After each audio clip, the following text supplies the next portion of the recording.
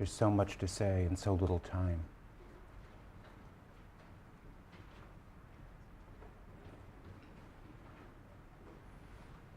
Today I want to talk about the general will,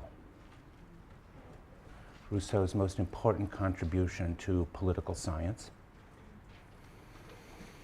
And I will also want to talk about the legacies of Rousseau and what he's meant for the world that he did so much to shape.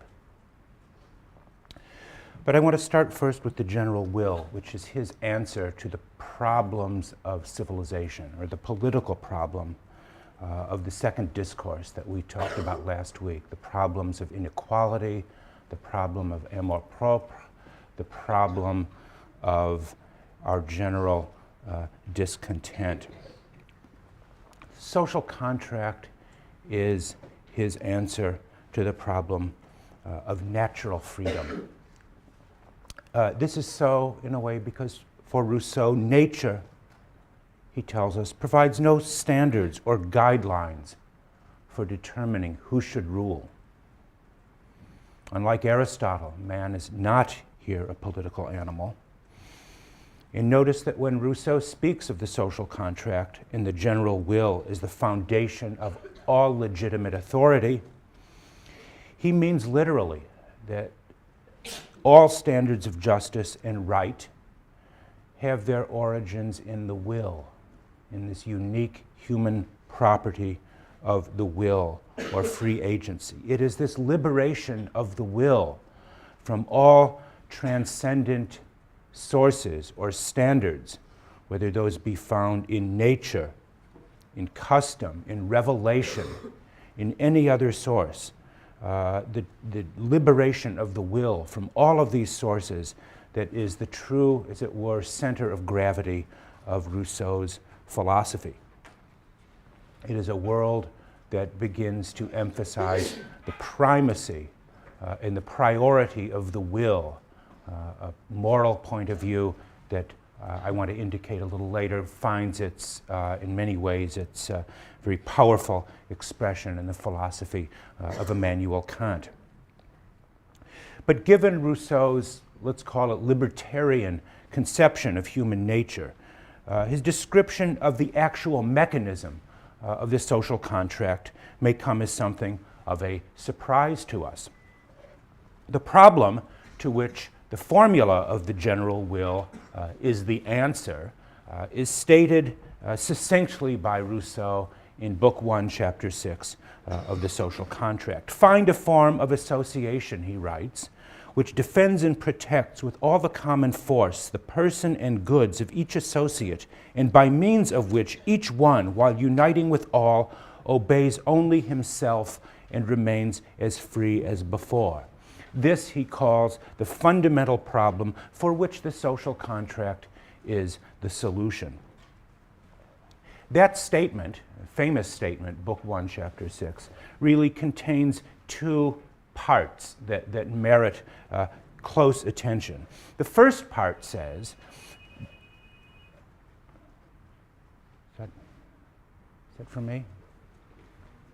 Oh, okay. I thought it was for me.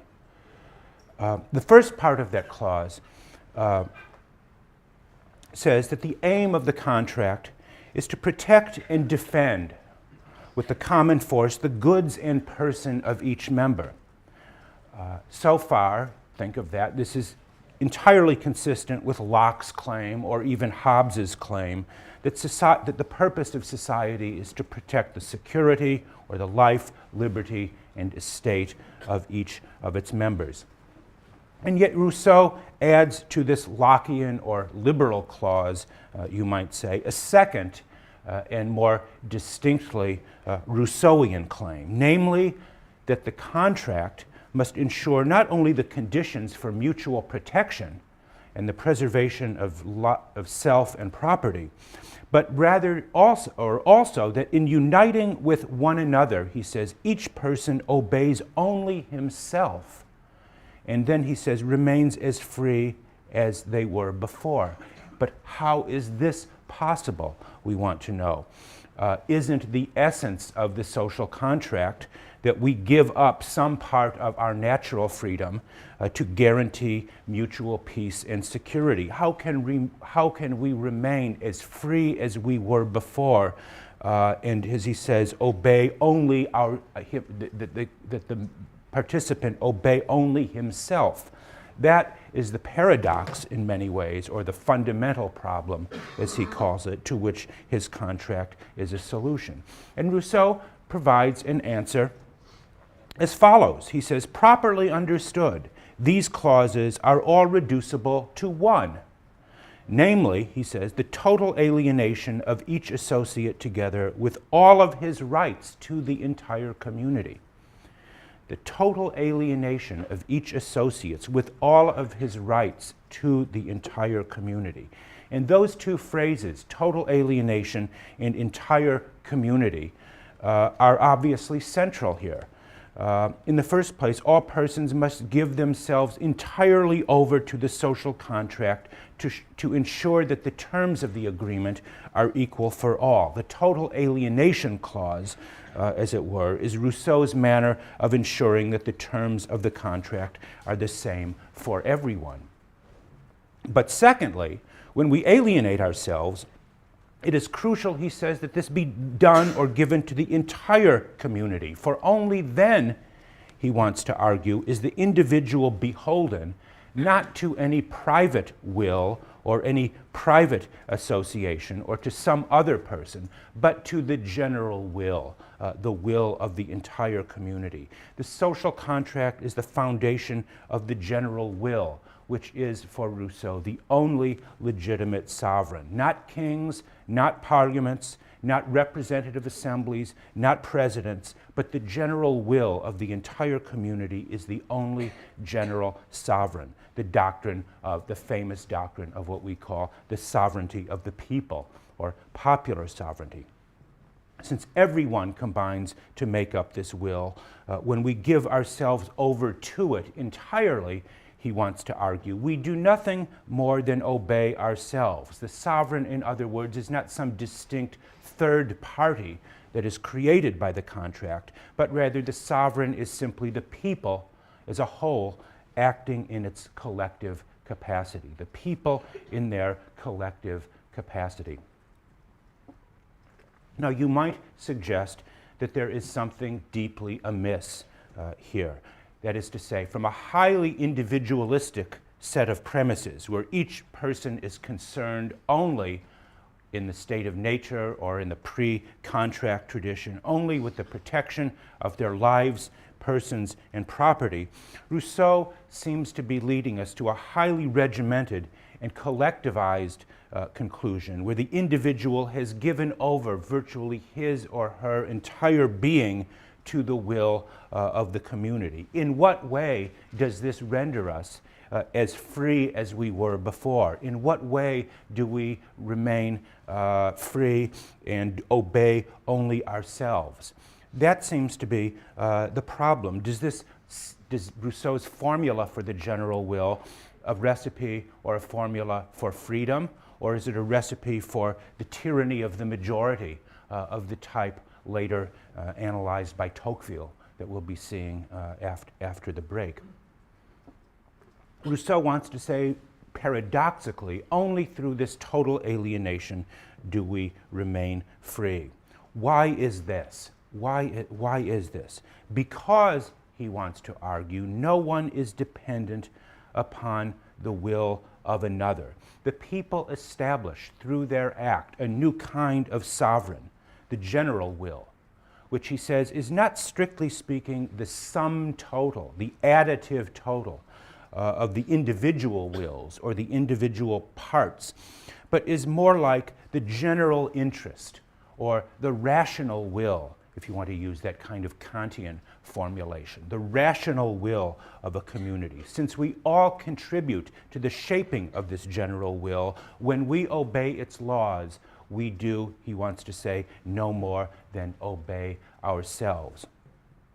And Rousseau describes this new kind of freedom that we achieve under the general will He wants to say that this brings about, in some ways, a radical transformation of human nature in itself. The freedom of the citizen under the general will is not the freedom of the state of nature. It's not the freedom to do anything we like, anything that our will and power allows us to do. But it is a new kind of freedom that he calls moral freedom, a freedom to do what the law commands.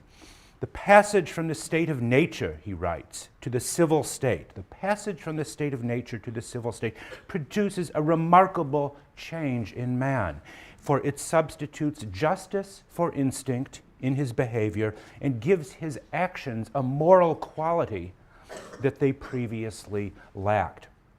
And Rousseau continues that statement as follows. What man loses through the social contract is his natural liberty and an unmitigated right to everything that tempts him and he can acquire. What he gains is civil liberty and proprietary ownership of all he possesses. But, and here I think is the crucial argument or the crucial clause, but he writes to the preceding acquisitions, that is to say civil liberty, could be added the acquisition of moral liberty, which alone, he says, makes man truly the master of himself. For to be driven by appetite alone is slavery, and obedience to the law one has prescribed for oneself is freedom. That is a remarkable statement. Obedience to the law that one prescribes for oneself is freedom. That is moral liberty, which is only created and possible through the social contract. And the implications of this, the moral and political implications of that statement are massive.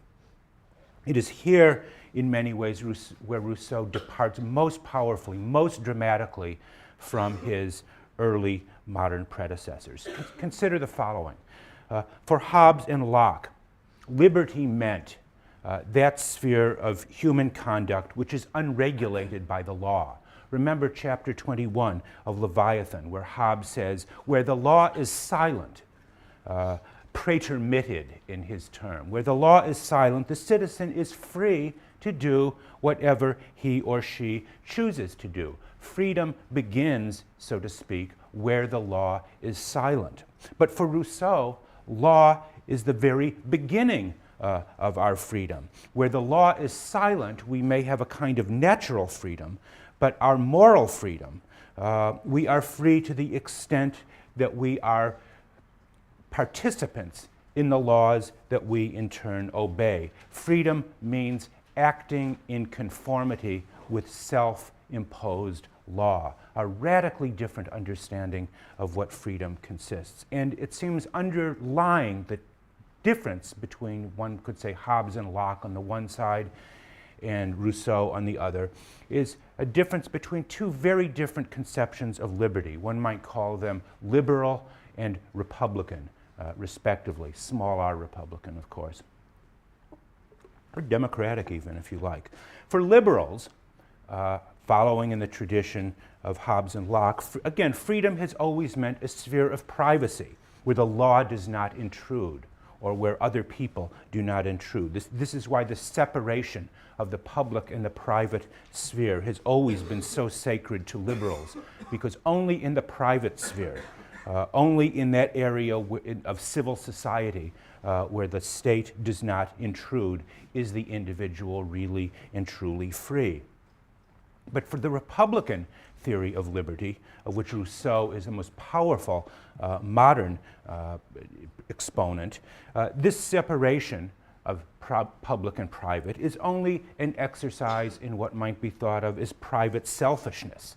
The task is rather to create a community where the individual and the public interest are not in conflict with one another, where the individual does not think of him or herself as a being apart from the social body. This is the freedom of the citizen for Rousseau, who takes an active role in the determination of the laws of one's own community.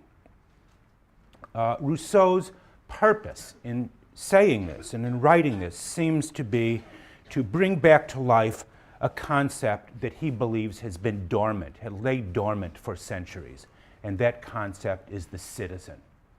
The last people who really knew what a citizen meant, he says, were the Romans. And in a footnote, again, to Book 1, Chapter 6, he indicates to what degree the true meaning of citizen has been lost on modern subjects.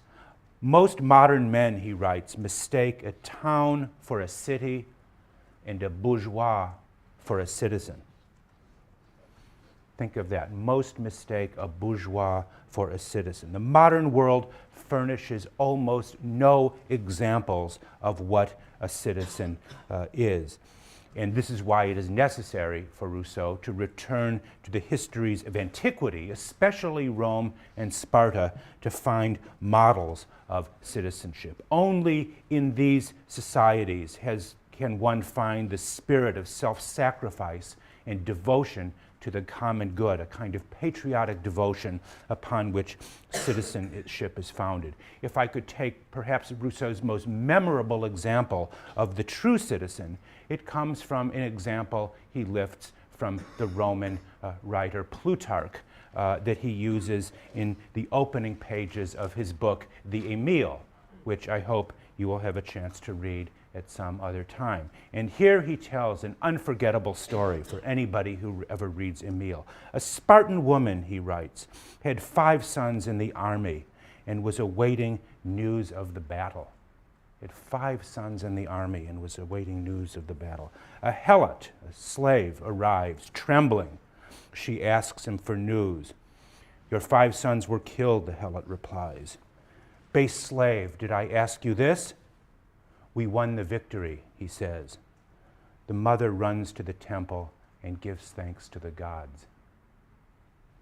Here, for Rousseau, is the ancient citizen, an example that is both terrible and sublime, which of course he wants it to be, intends it to be. There is the example of what the true citizen is. The question, when you consider this possibility, is whether Rousseau's idea of the freedom of the citizen, freedom to live under self-imposed law, leads to a higher form of nobility, higher than the kind of low-minded pursuit of one's self-interest. As Rousseau wants, he wants to dignify politics again by leading to a higher form of nobility, or does it result in a new kind of despotism, the despotism of law, the despotism of obedience to the general will? And of course, underlying that sinister reading of Rousseau is the famous, or maybe infamous, statement that not only that the general will is the source of freedom, but that anyone who refuses to obey the general will may be, in his famous formulation, may be forced to be free. That anyone who disobeys it in being chastised or can be, as he were, forced to be free. Recall that this is a conception of freedom which again is almost the opposite of that of what we might again call the liberal tradition, a view which in again a slightly paradoxical way was given a very powerful formulation by Hobbes. I want to read a passage that I read a couple of weeks ago from Hobbes, which I think stands as a striking contrast to that of Rousseau's. In chapter 21 of Leviathan, Hobbes writes, "The Athenians and the Romans were free, that is, they were free commonwealths. Not that any particular men had liberty to resist their own representatives, but their representatives had the liberty to resist or invade other people." Hobbes clearly says that the ancient freedom was the freedom of the collective. It wasn't the freedom of the individual, the freedom of the authorities, as he says, to resist or invade other people. There is written on the turrets of the city of Lucca, remember that, in the great characters at this day, the word libertas.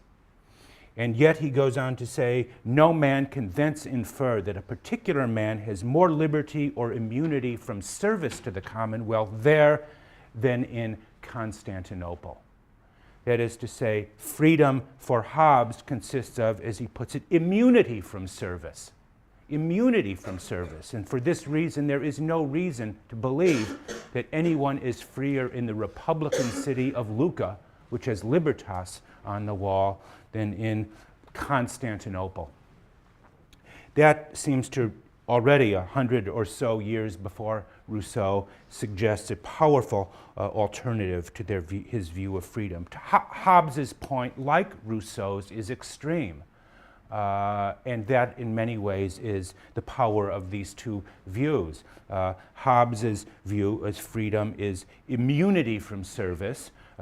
Rousseau's view is that freedom consists, you might say, only in service. Our freedom starts where the law begins. And again, at the basis of this are two radically different views of the role of political participation in lawmaking. For Rousseau, again, laws are legitimate only if everyone has a direct share in making them. It doesn't mean we all agree with the outcome, but only if we have some kind of share or voice in making them. For Hobbes, for Locke, for the authors of the Federalist Papers, on the other hand, the direct involvement of the citizen in lawmaking is clearly a subordinate or a secondary good. Legislation is better handled by persons chosen from the electorate, who are, so to speak, the agents or representatives of the people. This was what the Federalist authors argued was the great advance of modern political science, the doctrine of representation. What is far more important for the Federalist authors, as well as for Locke, Hobbes, and that tradition, is that laws be generally known, that they be applied by impartial judges, rather than they be the direct expression of the general will. In many ways, underlying the, again, liberal conception of law is a certain distrust of the collective wisdom or the collective sovereignty of the people. It is too cumbersome in many ways, and also too dangerous a mechanism to call people together to decide on matters over public concern. This is better left, according to this tradition, to representatives. Rousseau obviously could not disagree more. One could say that Rousseau makes heroic and unreasonable assumptions about human nature. Why do we want to gather together constantly or often to decide, to deliberate, and to debate over questions of public concern? Most people, it's hard enough just to get most people, as we know, to go out to vote. Why do we want to engage in endless debate? Something like, a college council meeting trying to discuss what to do, whether to buy or not a new set of dumbbells for the weight room. This is a debate that will go on for hours and hours and maybe even weeks. Don't people simply want to be left alone? Rousseau, again, he seems in some way to make unreasonable assumptions about human nature and our capacity to engage in debate. But Rousseau will tell you he is not being idealistic at all. He is starting from the assumption of men as they are, he says. Unless everyone, he wants to say, is engaged in the process of legislation, there is no way for you to know that the laws will be an expression of your will rather than simply the private will or corporate will of some individual or intermediary body. You will find yourself in a condition of dependence and slavery on the will of others. And what is really at issue for Rousseau is freedom from dependence on some faction, some interest, or some association that we have come to call today interest groups in some way. Rousseau's appeal is not to our altruism, but rather to our selfishness in some way, our desire, our private or selfish desire to preserve our freedom and resist the willful domination of others upon it. So, so far this all in many ways is very abstract, and Rousseau deliberately sets out his plan for the general will in the language, in a highly abstract and semi-technical language.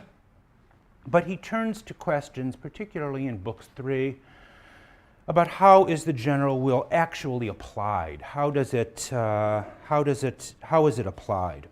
And here Rousseau is far more specific, sociologically and so on, about the conditions under which the general will, or a general will, can come about. In the first place, the general will can only operate in small states, much like the size of an ancient republic.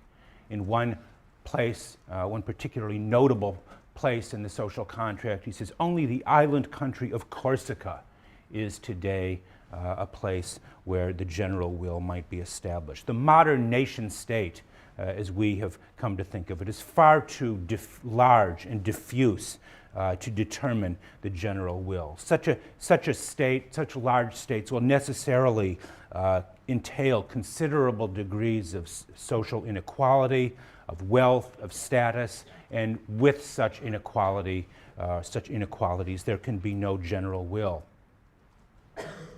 And finally, or in addition, such a state where the general will is operative would be one that would have to, in some sense, eschew the temptations of commerce and luxury, for these bring with them, again, large-scale inequalities. His ideal city seems to be a kind of agrarian democracy, a small-scale agrarian society. And yet at the same time, we might get the impression that only a direct democracy would satisfy Rousseau's requirements for the general will. And yet we find out this is not quite the case. In Book 3, which I hope you will look at with some care, he shows surprising flexibility about the forms of government that may be appropriate to different physical and different climates and different topographies and so on. In the chapter on democracy, he remarks even, were there a people of gods, it would govern itself democratically. And then he adds, so perfect a government is not suited to men. So he is skeptical about the possibility of a direct democracy. And by that he means a democracy not only where the people legislate, create law, but where they are in charge also with the administration of law as well, the execution or enforcement of the law. He is very skeptical about that kind of democracies. Again, democracies are only possible under very, very special, unique circumstances. Otherwise, aristocracy, monarchy, some kind of even mixed government is possible or even desirable. He insists on the separation of powers for much the same reasons that one finds in Locke. The people who make the law should not be charged with responsible for executing and enforcing them. And throughout this part of the book, Rousseau seems to be in dialogue with an unnamed rival whom he sometimes simply refers to as a famous author. That author is, of course, Montesquieu, the author of The Spirit of the Laws that came out in 1755. And Montesquieu was, of course, famous for arguing that different forms of government must be tailored to different climates, different geographies, different circumstances. In many ways, in Book 3, Rousseau seems to indicate or to introduce a very almost un-Rousseauian emphasis on prudence, moderation, flexibility that seems at odds with the dogmatic claims of the first two books with its emphasis upon the absolute inviolability of sovereignty. But most important for Rousseau, it is important that legislative authority in whatever kind of constitution and under whatever kind of government, that legislative authority is is always held by the people in their collective capacity. This is why in a very powerful chapter, Book 3, Chapter 15, Rousseau rejects altogether the legitimacy of representative government. That passage or that chapter could be taken already as a kind of repudiation, not just of Locke's theory of the representative, but also, 20 years or so before the fact, of the Federalist argument for representation. Sovereignty, he says, can never be delegated. Sovereignty can never be represented. It can only be expressed. The general will can never be delegated to someone else. If you do that, if you delegate the authority for making law, you are, he wants to say, on the first step down the road to tyranny, because you give someone else, some partial body or association, the power to make law over you. The lawmaking function can only legitimately be held by the people themselves. I'm going to skip over a bunch of stuff that has to do, very interestingly, I hope you can discuss it in your sections perhaps, with Rousseau's account of the legislator, the extraordinary individual who was responsible at the beginnings of regimes for shaping for molding a people, and for, as it were, giving the general will a kind of shape and distinctive direction. And I'm also going to skip, for our purposes, the very interesting discussion of civil theology, which occupies the theme of the very last chapter of the book, Book 4, Chapter 8, where Rousseau talks about the way in which a civil religion must be tailored to bring about love and obedience to the general will. It was that chapter, I should say, that more than anything else led to the books being burned and banned in Geneva and other places, and for its powerful attack on Christianity in that chapter. I'm going to pass over that for the time being to look at the legacies of Rousseau and to talk about and I just deliberately use that word in the plural, the legacies of Rousseau, because there is virtually no part of modern life, political, cultural, intellectual, moral, that does not in some sense bear the stamp or fingerprints of Jean-Jacques Rousseau. Rousseau's description of the legislator as a kind of political founder, creating a people, was for many, in many ways, closely connected with the French Revolution, and particularly the claim of the revolutionaries to create a new nation, a new people, a new sovereign, a new popular sovereign in France. Consider the following words of the famous revolutionary Robespierre in his Hommage à Rousseau, written in 1791. "Divine man," this is Robespierre, "divine man, you taught me to know myself. While I was still young, you made me appreciate the dignity of my nature and reflect upon the great principles of the social order. The old edifice is crumbling, the portico of the new edifice is rising up upon its ruins, and thanks to you, I have brought my stone to it. Receive my homage, as weak as it is, it must please you.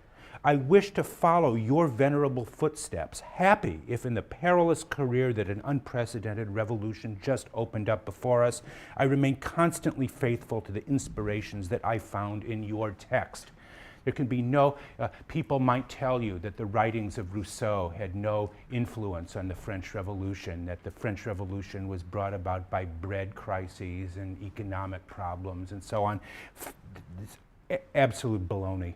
The writings of Rousseau had this powerful influence on the idea of creating a new people and a new nation.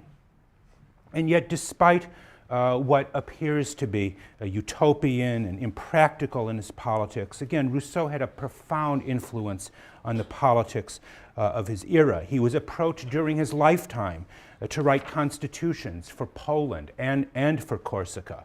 And of course, that was the island where a generation later a man named Napoleon Bonaparte was born, who attempted to, you might say, in some way extend Rousseau's teaching, not just to France, but to all of Europe at the point of a gun, to bring democracy to all of Europe at the point of a gun. Does that sound familiar at all in any way related to events going on now, where we have a new kind of Bonapartism, perhaps?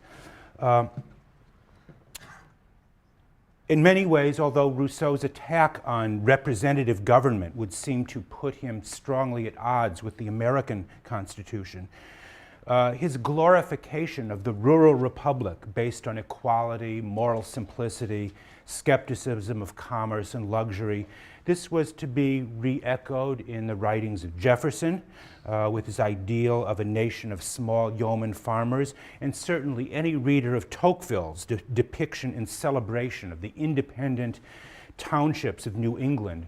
Tocqueville's account of this was directly dependent on his reading of Rousseau, the small-scale experiment in direct democracy that Tocqueville saw was a real-world example of a kind of politics governed by the general will. And when you read those early chapters from Tocqueville's Democracy in America about the New England township, you will very much see Tocqueville looking at America through the lenses that were in some ways crafted or shaped by Rousseau. And that influence was palpable on a whole host of later 19th century writers, like Tolstoy, for instance, whose celebration of Russian peasant life was inspired by Rousseau. And through Tolstoy, Rousseau influenced the establishment of the Israeli kibbutz movement that was also founded by Russian Jews who had been influenced by Tolstoy. So you have a sort of self-reinforcing cycle of influence. These, you might say, small, rural, socialistic experiments in communal living exhibit the same kind of equality, self-government, devotion to the common good that Rousseau helped people imagine might be possible. And yet Rousseau's influence was not limited to politics. If he was a divine man, as Robespierre called him, he was no less so to Immanuel Kant, who claimed that it was his reading of Rousseau that led him to learn respect for the dignity and the rights of man. That's what Kant said. He called Rousseau the Newton of the moral universe.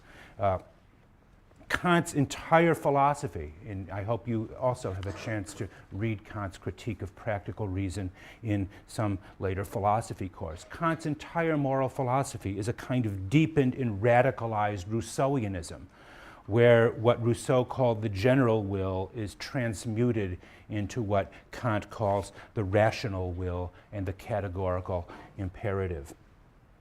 And it was not the least of Rousseau's legacies that after his death, he became a hero both to the revolution and to the counter-revolution, both to a revival of Roman-style republicanism as well as to Romanticism. Or if I could use the words of a great Rousseauian, Jane Austen, he became both an advocate of sense and sensibility. Emerson, Thoreau, American transcendentalism, with its worship of nature and its protests against the kind of deadening and corrupting influence of society. All of these people were the direct heirs of Rousseau. Rousseau's last work, a book called The Reveries of a Solitary Walker, set the stage for later American classics like Walden Pond and generations of nature writers that have come after it and imitated it. Only by turning away from the noise and busyness of society can one return to what precedes society, to the feeling of existence, to the feeling of, or sweetness of mere existence, to the sentiment of existence, the sentiment de soi. as Rousseau calls it, the sentiment of the self. There is a kind of union that he celebrates with nature that puts the solitary walker, either above humanity or below it. That type of man, foreshadowed by Rousseau, the solitary, is no longer a philosopher in any sense that we would understand it, but might be better understood as an artist or a visionary. He can claim a privileged place in society because such a person regards him or herself as the conscience of that society. His claim to privilege is based on a heightened moral sensitivity rather than his wisdom or his rationality. And it is this kind of radical individualism, the radical detachment of the solitary from the interests of society that is perhaps Rousseau's deepest and most enduring legacy for us today.